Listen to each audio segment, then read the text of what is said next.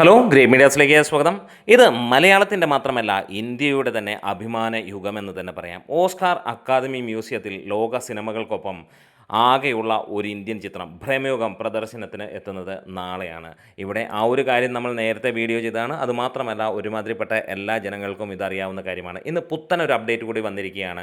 അത് വേറെ ഒന്നുമല്ല, അതിന് മുന്നോടിയായി ചാനൽ ഒന്ന് സബ്സ്ക്രൈബ് ചെയ്ത് തരണമെന്ന് അഭ്യർത്ഥിക്കുകയാണ്. ഫെബ്രുവരി 12 നടക്കുന്ന ഓസ്കാർ അക്കാദമി സ്ക്രീൻ ചെയ്യുന്ന ഭ്രമയുഗം സിനിമയ്ക്ക് റെപ്രസെൻറ്റ് ചെയ്യാൻ വേണ്ടി രാഹുൽ സദാശിവനും മമ്മൂട്ടിക്കും ഡയറക്റ്റ് ക്ഷണം ലഭിച്ചിരിക്കുകയാണ്. ഏതൊരു നടൻ്റെയും സംവിധായകൻ്റെയും ഒക്കെ സ്വപ്നമാണിത്, അല്ലെങ്കിൽ സ്വപ്നങ്ങൾക്ക് മുകളിൽ നിൽക്കുന്ന ഒരു കാര്യമാണ് ഇതെന്നുള്ളതാണ്. അങ്ങനെ മമ്മൂട്ടി അതിലേക്ക് എത്തിപ്പിടിച്ചിരിക്കുകയാണ്. ഇതിൻ്റെ ഒരു റെപ്രസെൻറ്റേഷൻ എന്ന് പറയുന്നത് തന്നെ നമ്മളെ സംബന്ധിച്ചിടത്തോളം വലിയ കാര്യം തന്നെയാണ്. ഇന്ത്യയിൽ നിന്ന് അല്ലെങ്കിൽ മലയാളത്തിൽ നിന്ന് ഒരു സിനിമയ്ക്കും അങ്ങനെ ഒരു റെപ്രസെൻറ്റേഷൻ പോലും നമുക്ക് ലഭിച്ചായി കണ്ടിട്ടില്ല. പലരും ഓസ്കാർ അവാർഡ് പല മേഖലയിൽ മലയാള സിനിമയിൽ നേടിയെടുത്തിട്ടുണ്ട്.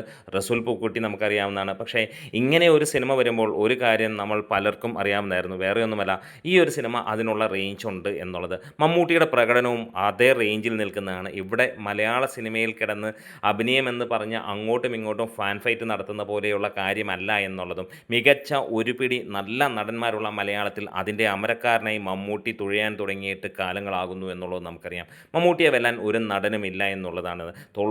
തോളു ചേരാൻ മോഹൻലാൽ ഉണ്ട് എന്നുള്ളത് ആശ്വാസവുമാണ്.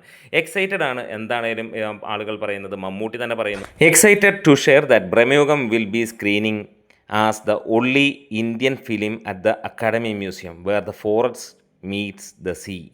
Film series in Los Angeles on February 12, 2026. Another moment of pride for the entire team behind Bramayugam. അതെ, അത് തന്നെ മമ്മൂക്കയുടെ വാക്കുകളിലും നമുക്ക് കാണാൻ കഴിയുന്നു. ഇങ്ങനെ ഒരു സിനിമ സംഭവിക്കാൻ തന്നെ കാരണം മമ്മൂട്ടിയാണ്. മമ്മൂട്ടി ഇല്ലായിരുന്നെങ്കിൽ, അല്ലെങ്കിൽ മമ്മൂട്ടി ഈ ഒരു സിനിമയ്ക്ക് ഉറപ്പ് നൽകിയില്ലായിരുന്നെങ്കിൽ ഇങ്ങനെ ഒരു സിനിമ പോലും ഉണ്ടാകില്ല എന്നുള്ളതും ഉറപ്പാണ്. കാരണം ഇത് ചെയ്യാൻ വേറെ ഇന്ത്യയിൽ നടന്മാരില്ല എന്നുള്ളത് തന്നെയാണ്. അതുകൊണ്ട് തന്നെ നമുക്ക് ഏവർക്കും സന്തോഷിക്കാം. ഓരോ മലയാളിക്കും ഏറെ അഹങ്കരിക്കാം. വേറെ ഒന്നുമല്ല, നമ്മളുടെ ഒരു സിനിമ ഓസ്കാർ അക്കാഡമിയിൽ പ്രദർശിപ്പിക്കുന്നു എന്നുള്ളത്, ഇവിടുത്തെ ഒരു നടന്, ഒരു സംവിധായകന് ഡയറക്റ്റ് ക്ഷണം ലഭിക്കുന്നു എന്നുള്ളത്.